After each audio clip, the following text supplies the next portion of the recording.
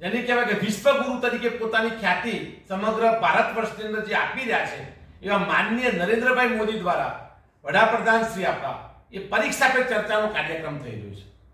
પરીક્ષા પે ચર્ચા શા માટે થઈ રહી છે? તો કે ભાઈ વિદ્યાર્થીઓ જ્યારે આ સામે જે પરીક્ષા છે એની અંદર ક્યાંય એ સ્ટ્રેસની અંદર ન રહે, ટેન્શન ન અનુભવે એ માટે મુક્ત વાતાવરણની અંદર પરીક્ષા આપે એ માટે માનનીય આપણા વડાપ્રધાન શ્રી ગુજરાતની અંદર અને સમગ્ર ભારત વર્ષની અંદર માસૂમ બાળકો ઉપર પોલિટિકલ ક્યાંક રંગ છોડવાની કોશિશ કરી રહ્યા છે. મારે આજે એટલા માટે સામે આવવું પડ્યું છે કે આજે ગુજરાત સમાચારની અંદર એક લેખ પ્રસિદ્ધ થયો છે અને જેની અંદર જે વકડા પ્રસિદ્ધ થયા છે કે ભાઈ આપણા ગુજરાતની અંદર ખાસ કરીને ભારતની જો વાત કરું તો ગયા 5 વર્ષની અંદર 66 લાખ વિદ્યાર્થીઓએ ચાલુ અભ્યાસ છોડી લીધો છે અને એમાં કન્યા કેળવણીની જ્યારે વાત થઈ રહી છે એમાં 30 લાખ કિશોરીઓ એટલે કે દીકરીઓએ જ્યારે ચાલુ અભ્યાસ છોડ્યો છે અને એમાં વિશેષતઃ આપણા વડાપ્રધાનશ્રીનું માતૃ રાજ્ય એટલે કે ગુજરાત રાજ્યની અંદર લગભગ જો ગયા શૈક્ષણિક વર્ષની વાત કરું તો 8.5 લાખ વિદ્યાર્થીઓએ ચાલુ અભ્યાસ દરમિયાન પોતાનો અભ્યાસ છોડ્યો છે.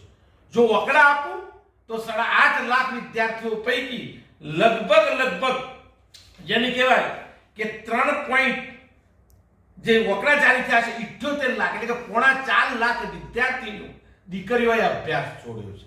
તમે પરીક્ષા પે ચર્ચા કરો છો, પરીક્ષા પે ચર્ચા કરીને વિદ્યાર્થીઓનું ટેન્શન મુક્ત કરવાની વાત કરો છો, પણ જ્યારે લાખોની સંખ્યામાં દીકરીઓ અને કિશોરો એટલે કે દીકરાઓ અભ્યાસ છોડે છે ત્યારે ન માત્ર વડાપ્રધાનશ્રીએ ગુજરાતના અને ભારતના તમામ નાગરિકોએ જાગવાની જરૂર છે.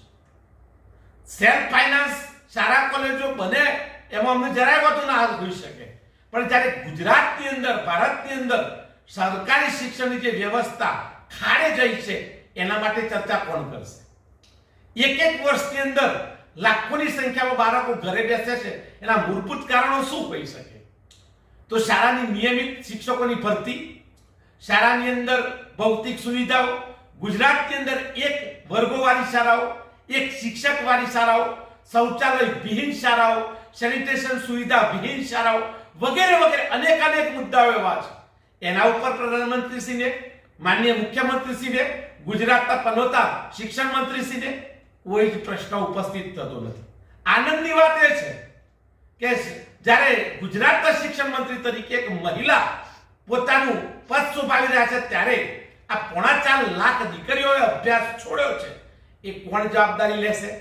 દુઃખ સાથે કહેવું પડે છે કે 30 વર્ષના શાસનના ભાજપના કુશાસનમાં આટલે બધા સત્તા જ્યારે ગુજરાતમાંથી આટલું સબળ નેતૃત્વ સમગ્ર ભારત વર્ષની અંદર પોતાનું પદ સંભાળી રહ્યું છે ત્યારે આજે ડ્રોપ આઉટની અંદર સર્વસ્થાન મોકરે જો કોઈ રાજ્ય હોય તો તે સ્થાન છે ગુજરાતનું.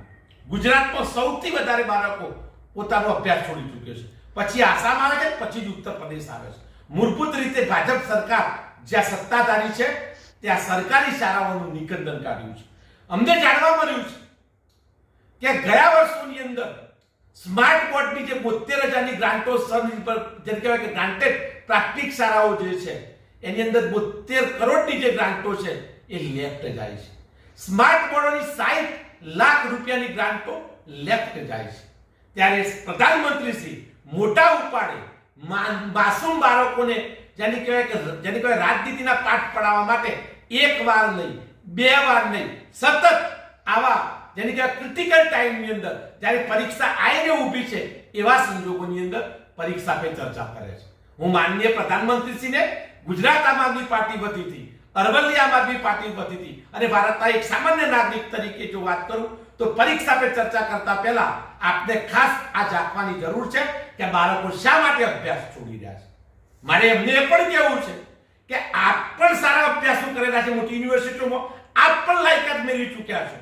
શું આપના વખતે જ્યારે આપ વિદ્યાર્થી કાળની અંદર હતા ત્યારે ભારતના અથવા તો ગુજરાતના કોઈ પ્રધાનમંત્રી અથવા તો મુખ્યમંત્રી દ્વારા આવા પરીક્ષા પે ચર્ચા કાર્યક્રમ થયેલા છે ખરા? નથી થયા.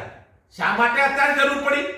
તમારે આજનું જે બાળક છે, ખીલતું જે બાળક છે, ભગવાન સ્વરૂપ જે બાળક છે એ બાળકના માનસ પટલ ઉપર ક્યાંક ને ક્યાંક તમારી છબી અંગીકાર કરવી છે, રાજનીતિના પાઠ શીખવા છે અને માટે કરીને તમે આ એક જેની કહેવાય કે પરીક્ષા પે ચર્ચાના નામે લોકો સમક્ષ આવો છો. ઘણા બધા મુદ્દા છે. શિક્ષણની કથળતી પરિસ્થિતિ પાછળ માત્ર ને માત્ર જેની કે કુવ્યવસ્થા જે છે અને સેલ્ફ ફાઇનાન્સ શાળા કોલેજ અગ્રગણ્ય પ્રાધાન્ય જે આપવાની જે પરિસ્થિતિનું નિર્માણ થયું છે એમાં ક્યાંક ને ક્યાંક ચર્ચા કરવાનો સમય પાક્યો છે. આજનું ગુજરાત સમાચાર સમગ્ર ગુજરાતના વાલીઓને જગાડવા માટે જે લેખ પ્રસિદ્ધ થયો છે એ ખાસ હું આપના માધ્યમ થકી સર્વ પત્રકાર મિત્રોને વારંવાર વિનંતી કરીશ કે આ મેસેજ લોકોના જન સુધી પહોંચાડવો છે. ધન્યવાદ. ભારત માતા કી જય. જય જય ગરવી.